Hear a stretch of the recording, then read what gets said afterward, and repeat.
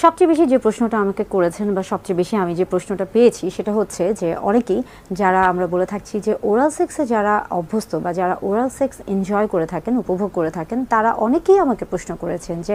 আসলেই হচ্ছে ওরাল সেক্সের ফলে যে ডিসচার্জটা আসে নারী এবং পুরুষ উভয়ের ক্ষেত্রে, সেটা কি আসলে হচ্ছে আমরা বলে থাকছি যে সেটা কি আসলে স্প্লিট করতে হয় নাকি সেটা আসলে সলভ করা যায়, মানে আমরা বুঝাচ্ছি যে সেটা কি আসলে গিলে ফেলা যায় নাকি সেটা আসলে বের করে দিতে হয়। এইটা নিয়ে অনেকেই আমাকে প্রশ্ন করেছেন এবং এই প্রশ্নটা সম্পর্কে আমার মনে হয় যে একটা স্পষ্ট ধারণা প্রত্যেকেরই জানা উচিত। অর্থাৎ আপনি যদি ওরাল সেক্সে অভ্যস্ত হয়ে থাকেন এবং আপনি যদি এটাকে এনজয় করে থাকেন, সেই ক্ষেত্রে অবশ্যই আপনি নারী পুরুষ অর্থাৎ স্বামী স্ত্রী উভয়ে চেষ্টা করবেন এই ভিডিওটি দেখার এবং এই ভিডিওর মাধ্যমে একটা স্পষ্ট ধারণা নেওয়ার। কি হয়ে থাকে যে যারা আসলে ওরাল সেক্সে অভ্যস্ত বা যাদের অভ্যাস রয়েছে ওরাল সেক্সে বা যারা এটা এনজয় বা উপভোগ করে থাকেন, তাদের ক্ষেত্রে মূলত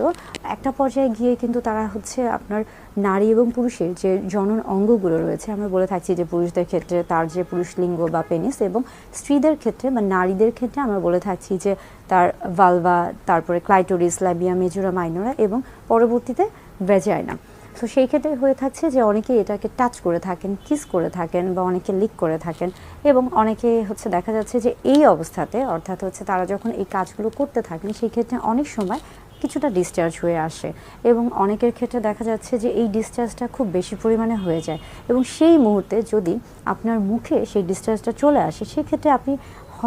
অনেক সময় হয় কি যে না চাইলেও অনেক সময় হয়তো বা আপনার মুখের ভিতরে চলে গেছে, তো সেই ক্ষেত্রে অনেকে ঘাবড়ে যায়, ভয় পেয়ে যায় যে আসলে এই যে ডিসচার্জটা যাচ্ছে এটা যদি তার মুখে চলে যায় সেই ক্ষেত্রে কি তার কোনো সমস্যা হবে কিনা, কিংবা তিনি যদি গিলে ফেলেন সেই ক্ষেত্রে তার কোনো সমস্যা হবেন কিনা। আবার অনেকে প্রশ্ন করে থাকেন যে এটা যদি তিনি খেয়ে ফেলেন বা মুখে চলে যায় তাহলে সেই ক্ষেত্রে পরবর্তীতে তিনি কনসিভ করবেন কিনা, অর্থাৎ তিনি প্রেগন্যান্ট হয়ে যাবেন কিনা বা পরবর্তীতে তিনি গর্ভবতী হয়ে যাবেন কিনা। এই যে হচ্ছে কমন প্রশ্নগুলো অনেকেই আমার কাছে জানতে চেয়েছেন। আসলে আজকে জানবো যে আসলেই কি যদি মুখে চলে যায় বা কেউ হচ্ছে এটা গিলে ফেলেন বা সেটা ভুলবশত হতে পারে কিংবা সেটা ইচ্ছা করে হতে পারে, সেই ক্ষেত্রে কি তিনি আসলে গর্ভবতী হয়ে থাকবেন বা সেই ক্ষেত্রে তিনি কি আসলে কোনো সমস্যায় ভুগবেন কিনা। মূলত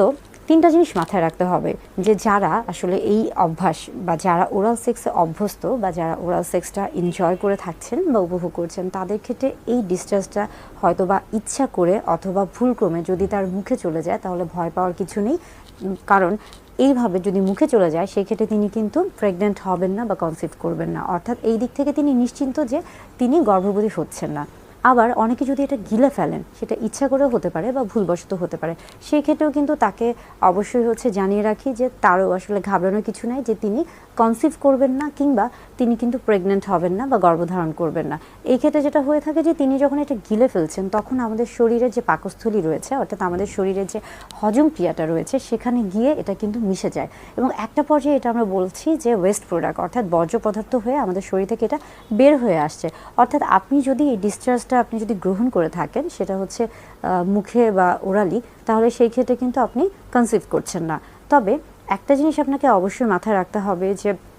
আপনি যদি এটা আসলে হচ্ছে আপনাকে সবসময় খেয়াল রাখতে হবে যে আপনার যে সঙ্গী রয়েছে অর্থাৎ নারীর ক্ষেত্রে পুরুষ বা পুরুষের ক্ষেত্রে নারী কিংবা স্বামী স্ত্রীর ক্ষেত্রে সবসময় খেয়াল রাখতে হবে যে তিনি যেন অবশ্যই একজন নির্দিষ্ট সঙ্গীর সাথে সহবাসে অভ্যস্ত হয়ে থাকেন বা এই যে ওরাল সেক্সের কথা বলছি সেটাতে অভ্যস্ত হয়ে থাকেন, অথবা দুজন যদি মনে করে থাকেন যে একজনের একের অধিক সঙ্গী রয়েছে অর্থাৎ আমরা বলে থাকছি যে মাল্টিপল সেক্সুয়াল পার্টনার রয়েছে, সেই ক্ষেত্রে কিন্তু অবশ্যই নারীর ক্ষেত্রে যেমন ডেন্টাল ড্যাম ব্যবহার করতে হবে এবং পুরুষদের ক্ষেত্রে অবশ্যই কন্ডম ব্যবহার করতে হবে। এবং আরেকটা যে বিষয় হচ্ছে বা একটা সবচেয়ে গুরুত্বপূর্ণ বিষয় হচ্ছে যে আপনি যতই বলেন না কেন আপনি যদি কন্ডম ব্যবহার করে থাকেন এবং আপনি যদি ডেন্টাল ড্যাম ব্যবহার করে থাকেন সেই ক্ষেত্রে আসলে আমরা বলে থাকছি যে অন্যান্য যে বিষয়গুলি রয়েছে যেমন সেক্সুয়ালি ট্রান্সমিটেড ইনফেকশন অর্থাৎ যৌনবাহিত যে জীবাণুগুলো রয়েছে সেটা দ্বারা কিন্তু আপনার সংক্রমিত হওয়ার সম্ভাবনা কম থাকবে এবং সেই ক্ষেত্রে কিন্তু আপনি যৌনবাহিত রোগে আক্রান্ত হবেন না। অর্থাৎ আপনি যদি কন্ডম ব্যবহার করে থাকেন কিংবা আপনি যদি ডেন্টাল ড্যাম ব্যবহার করে থাকেন সেই ক্ষেত্রে কিন্তু আপনি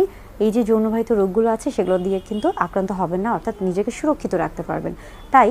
অবশ্যই ওরাল সেক্সে যারা অভ্যস্ত বা যাদের অভ্যাস রয়েছে তারা কিন্তু এই বিষয়গুলো খেয়াল রাখবেন। আর আরেকটা গুরুত্বপূর্ণ বিষয় হচ্ছে উভয়ের ক্ষেত্রে সঙ্গীদের ক্ষেত্রে অবশ্যই আমরা বলে থাকছি যে হাইজিন অর্থাৎ পরিষ্কার পরিচ্ছন্নতা অবশ্যই বজায় রাখতে হবে। এবং আরেকটা বিষয় হচ্ছে যে রক্ত পরীক্ষা অবশ্যই আপনাকে হচ্ছে জেনে রাখতে হবে যে আপনি যার সাথে মিশছেন বা যার সাথে শারীরিক সম্পর্ক করছেন তিনি ইতিপূর্বেই বা ইতিমধ্যেই তিনি হচ্ছে বিভিন্ন রকমের জীবাণু দ্বারা সংক্রমিত আছেন কিনা। এটা হতে পারে বিভিন্ন ধরনের ভাইরাস ইনফেকশন, কিংবা হতে পারে যে আপনার এইচআইভি এইডস আমরা বলে থাকি, হারপিস, ক্লামাইডিয়া, অর্থাৎ বিভিন্ন রকমের যে জীবাণু সংক্রমণগুলো রয়েছে দুজনই আসলে হচ্ছে সেই দিক থেকে পরিষ্কার আছেন কিনা, ঠিক আছে কিনা। অর্থাৎ